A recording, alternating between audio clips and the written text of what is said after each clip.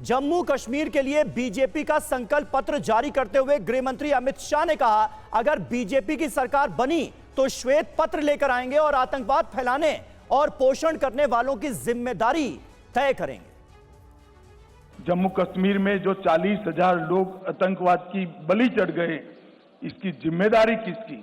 अभी तो राष्ट्रपति शासन था, हम कुछ करना नहीं चाहते थे, मगर जम्मू कश्मीर में नई सरकार बनने के बाद हम एक व्हाइट पेपर घोषित कर ये आतंकवाद फैलाने वालों की, इसके पोषण करने वाले की जिम्मेदारी तय करेंगे।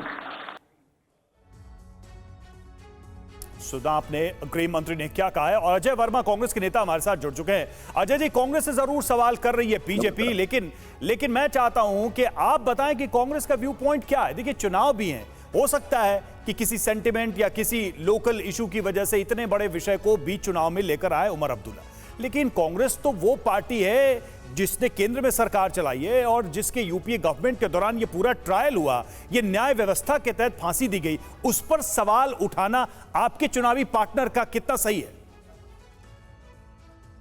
देखिए, हमारी पार्टी का अपना एक एजेंडा है और जो मिनिमम कॉमन एजेंडा होता है उसमें गठबंधन में बहुत सारे लोग आते हैं। आपने देखा होगा कि पिछले 40 महीने मुफ्ती महबूबा के साथ देश की सरकार का गठबंधन मलाई की तरह चला और मलाई खाई गई। और राम माधव साहब का एक वीडियो उस वक्त बड़ा वायरल हुआ था और उन्हीं वो वीडियो आपको शायद देखा होगा, ना हो तो मैं आपको भेज देता हूँ।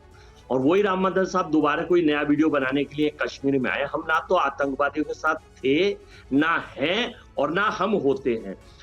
कंधार में आपने देखा होगा किस तरह से 3 आतंकवादी कांग्रेस ने पकड़े थे और अटल बिहारी वाजपेयी की सरकार थी, और कहां गठबंधन की सरकार इनकी पंजाब में थी और पंजाब में वो जहाज कितनी देर रुका? 50 मिनट से ज्यादा। और फिर बाद में उस अजय वर्मा जी, थोड़ा सा हम टॉपिक से भटक रहे हैं। यहाँ पर बात अजय वर्मा जी अफजल गुरु की हो रही है। जम्मू कश्मीर पर थोड़ी देर रहते हैं। मुझे ये बताइए अफजल गुरु की फांसी का विरोध आतंकवाद का समर्थन है या नहीं है कांग्रेस पार्टी की नजर में? कोर्ट के नियमों से हुई, हम लोग वो जो कोर्ट का निर्णय था वो हो गया। हमने उसके लिए ना तो कभी ये कहा जो आतंकवादी है उसको फांसी नहीं, उसकी तो हम चाहते हैं कि तुरंत ही उसको वो क्या जो आतंकवादी है, लेकिन उसमें भी सिलेक्टिव अप्रोच नहीं होनी चाहिए किसी की। अभी उमर अब्दुल्ला सिलेक्टिव अप्रोच कैसे है? उमर अब्दुल्ला का बड़ा डायरेक्ट बयान, अरे सर डायरेक्ट बयान है। वो कह रहे हैं कि अफजल गुरु को फांसी चढ़ाने से कुछ भी हासिल नहीं हुआ। आप समझा दीजिए देश की जनता को, हमारे दर्शकों को, कि क्या हासिल हुआ देश को अफजल गुरु को फांसी पर चढ़ाकर? क्या हासिल किया हमने? क्या प्राप्ति हुई हमारी? क्या न्याय मिला? देखिए, अभी आप ये देखिए कि देश की सरकार के मुखिया, देश के सरकार के लोग और इनके सहयोगी, अगर मैं आपको आंकड़ा उठा के बताऊं कि अगर आप एक छोटा सा आंकड़ा मैं उसी के ऊपर बताने जा रहा हूं, आतंकवाद के ऊपर और इन घटनाओं के ऊपर, कि एक सेकंड खोल रहा हूं। अजय वर्मा जी, ये तो बात को टालना हो गया।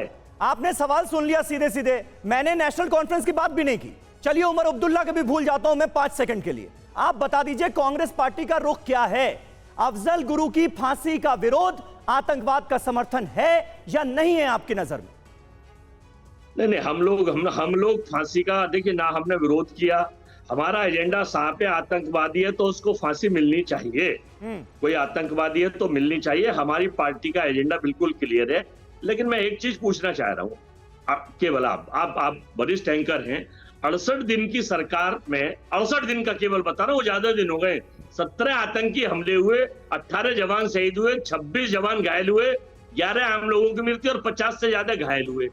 हमारा एजेंडा ये नहीं है कि हम दिखाते कुछ हैं, हाथी के दांत खाने के कुछ हैं और करने के कुछ हैं। आज जब ये कहा गया था कि चिड़िया का बच्चा भी पर नहीं मार सकता, यहाँ कश्मीर में जब मनोज सिन्हा साहब MP इनके गवर्नर बन के आए थे, तो आखिर ये घटनाएं देश के जवानों के ऊपर, वहां के नागरिकों के ऊपर हो रही हैं। और मुद्दों को उनको क्यों उठाया जा रहा है? केवल चुनावी पॉलिटिकल विंडेटा चलाने के लिए भारतीय जनता पार्टी इन मुद्दों को उठाकर नहीं, आप जिस आतंकवाद की समस्या का जिक्र कर रहे हैं, जाहिर है आतंकवाद ने बहुत गहरे जख्म दिए हैं घाटी को, लेकिन एक आतंकवादी की फांसी का विरोध करके क्या हासिल करने की कोशिश की जा रही है? फिर इससे आतंकवाद की जड़ें मजबूत होंगी या फिर कमजोर होंगी?